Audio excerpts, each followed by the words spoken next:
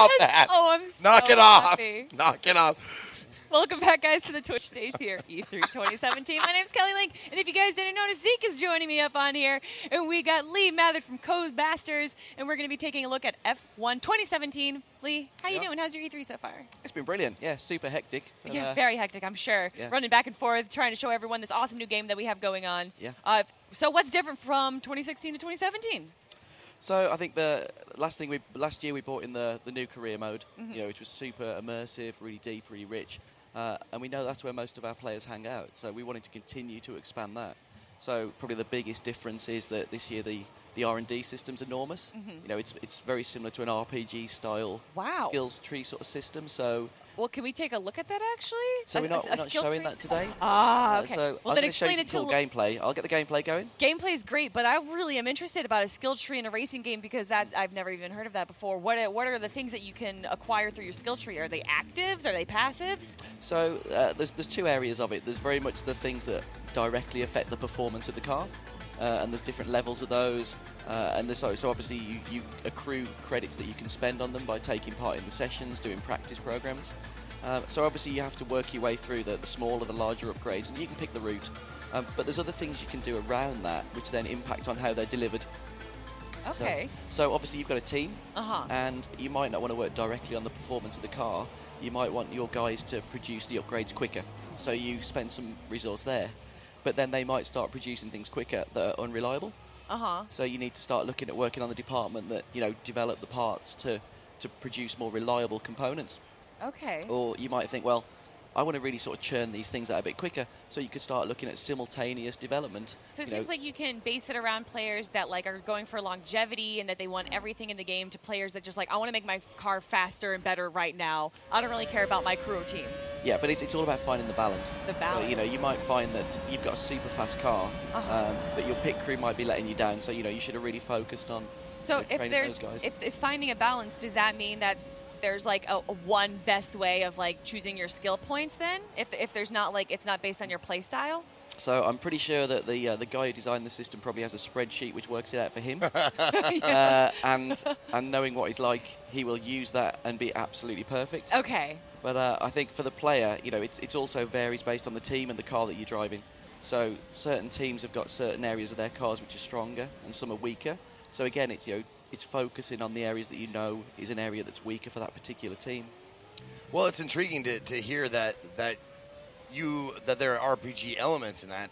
It speaks to someone like me who I love RPGs, and I'm fairly new to racing, driving, simulation games, and that sounded very enticing to me. Right off the bat, that I can watch my stats go up and that kind of stuff as I go throughout it. Something. Exactly, it's that RPG grind that we all crave. Yeah, it's the journey that we started last year. With the career that we implemented in 16. We knew this is the sort of direction we wanted to take it. We do a great on-track experience. We know that. We know that we replicate the sport of Formula One beautifully, but there's so much more than just the on-track. The teams are always working to build the cars, to build up the performance. It's a constantly evolving, world. Well, what we were talking about a little bit before is that you guys actually follow the actual rules for F1. So from 2016 to 2017, the rules changed. How did that affect the game? Yeah, so I think the most noticeable difference is that the cars are faster this year. They're wider, they're heavier. The tyres are significantly wider. So the way that they feel and the way they drive compared to last year is really different. So again, we've had to totally rebalance the way that the aerodynamics, impact on the tyre grip. So the balance, the physics of the game. Yeah, so that's key to us, that we replicate lap times realistically as they're produced in real life. Well, what else in F1 2017 is new that wasn't in there last year? So before I move to the classics, another cool element of the career, which I think will appeal to you again, is the fact that you can manage the engine and gearbox. They're consumable items, and in the sport there's penalties attached to that, so we replicate that in the game. So the engine, obviously, it's broken down into multiple components, and so you can take that risk of, can I make it to the end of the next race? Maybe not. You might destroy the engine. Or should I take the penalty, change the part early, and finish the race? Oh yeah. So it's like it's like pit stops, like NASCAR. I'm sorry, I don't mean to compare the two. Forgive me, but I got to speak from what I've kind of familiar with. Yeah, but you've got to take the time loss, to exactly. change out stuff. Exactly. Yeah. But if things are going well, you don't need to worry about that.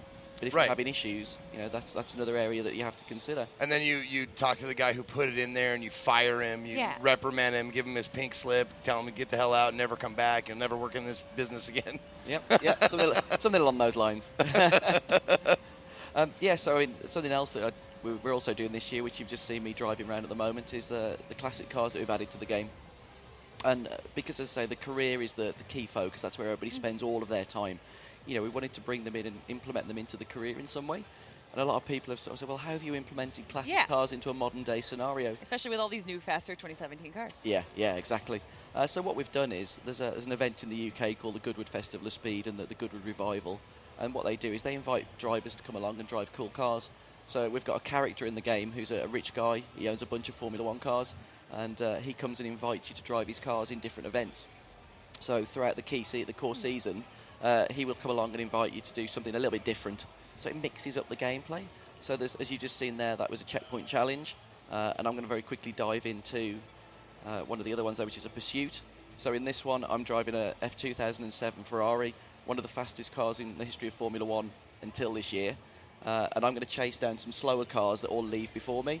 So again, it's using the new content, but in a different way. Oh, that's cool. So yeah. Mix the season up a little bit. Totally.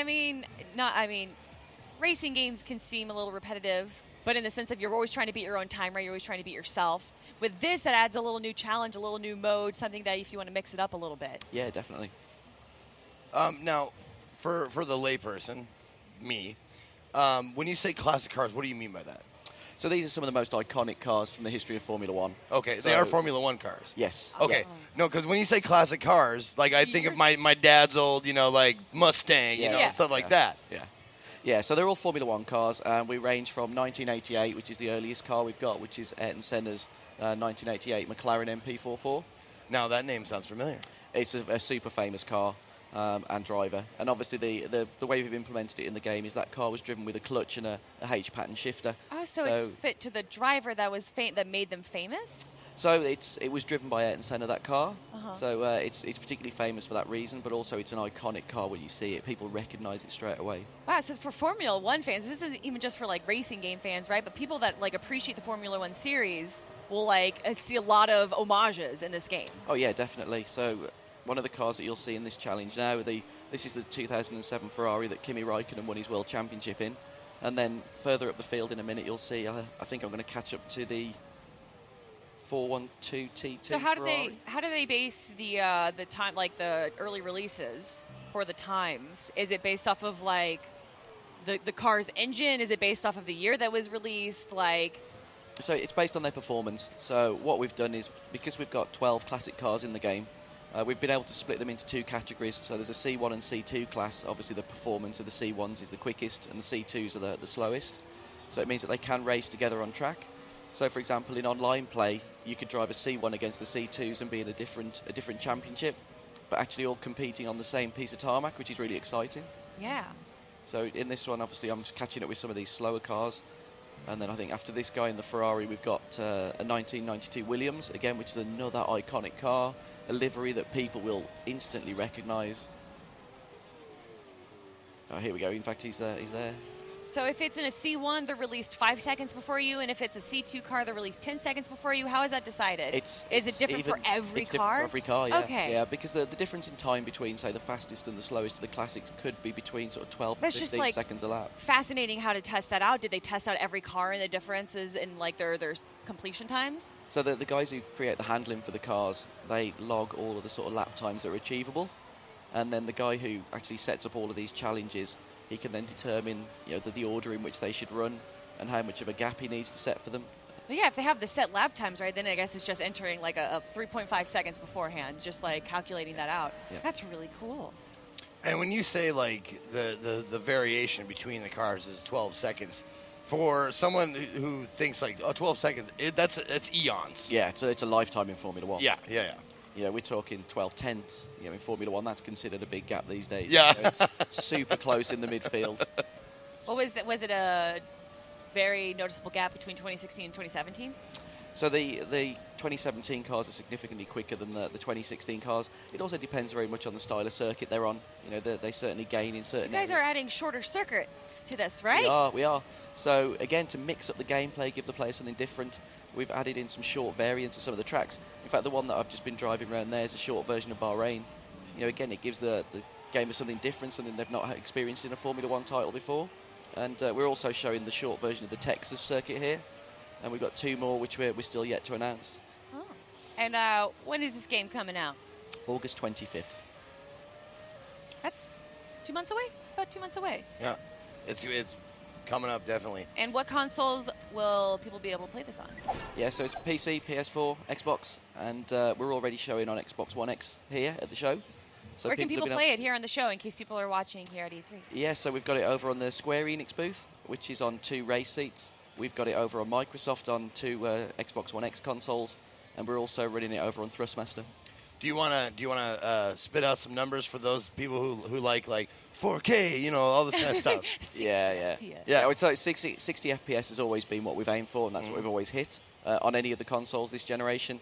But obviously, we're now running 4K, HDR enabled, and still 60 frames per second, and that's what you can go and see on the Microsoft stand. Awesome, man. Oh, Lee, Really thank you cool. so much for joining us Thank here. you.